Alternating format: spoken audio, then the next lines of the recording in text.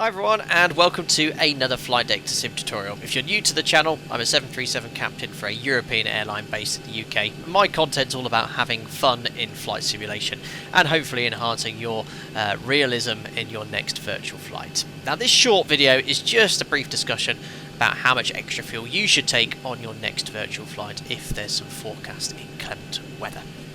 So what are some of the reasons for taking extra fuel? Now, one of the most common reasons, especially in the summer, is thunderstorm activity. That might be at your departure airport, along your standard instrument departure, en route, or forecast at your destination and alternate.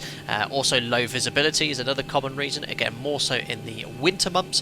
We carefully check the RVR forecast and the RVR required for the expected approach. Also associated with winter is winter operations, so you have to consider the potential for any runway closures and contaminated runways. Maybe at your departure points you might have to do some remote de-icing as well. And also quite common is crosswind in excess of 2/3 the limiting value. The limiting value, for example, in the 737 for a dry and wet runway is 33 knots. So once the wind is forecast to be above 22 knots, we consider taking additional fuel. So those are the reasons why we take extra fuel. We now need to discuss how much extra fuel to take. And there's only one thing that fuel means to any pilot, and that is time.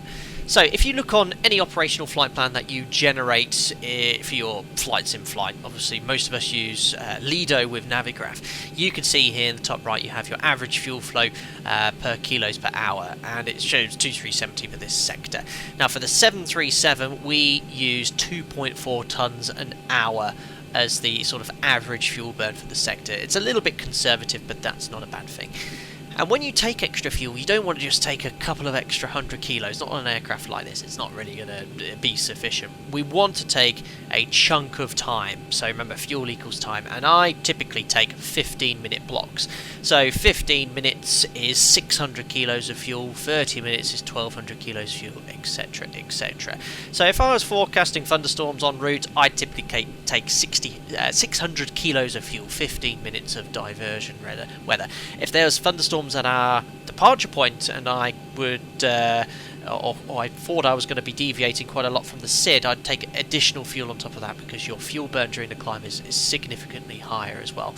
But yeah, typically 600 kilos for en route weather.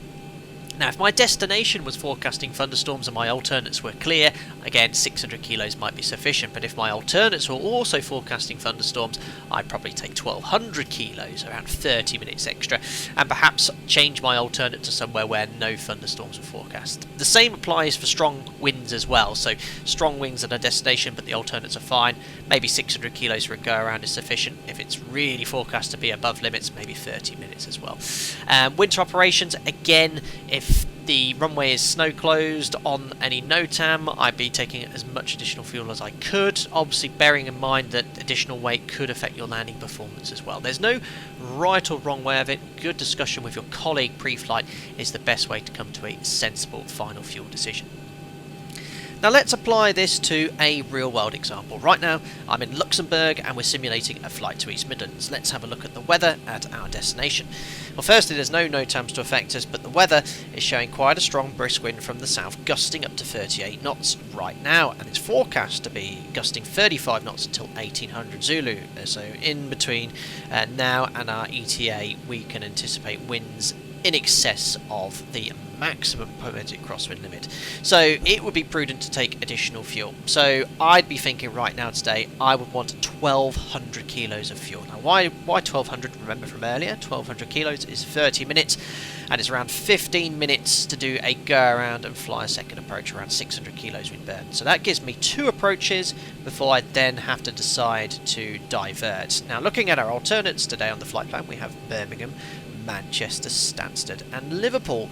The one that burns the most fuel is actually our C1 and the one we have the fuel for, Birmingham. And the wind there is strong, but it is down the runway.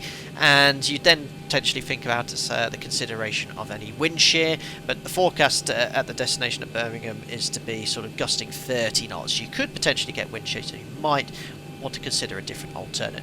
As I said, Birmingham's the most, and the wind at Manchester and Stansted again is strong, but not quite as strong, and it's right down the runway. anyway, so I wouldn't need any additional alternate fuel. So as I said, 1200 kilos would be sufficient and what I'd be planning to take today.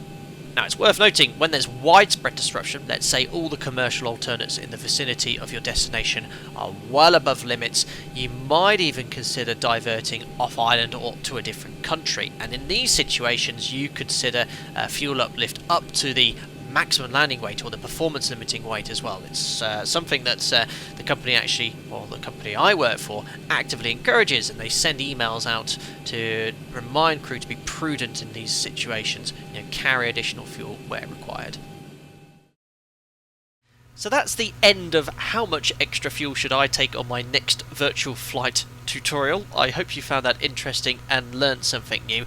And just before I sign off, may I reassure all of you, when you next take your commercial flight, the crew will be making sensible fuel decisions. And I've been flying, time of recording, 13 years, the 737 and 5 years as a skipper. And no one from my company has ever questioned my fuel decisions. If I make a legitimate reason for carrying extra fuel, and it's actively encouraged by the company, no one's going to call me up and punish me for doing so. Anyway, enjoy your next virtual flight, take as much fuel as you need, and I'll see you on the next live stream or tutorial very soon. Bye for now.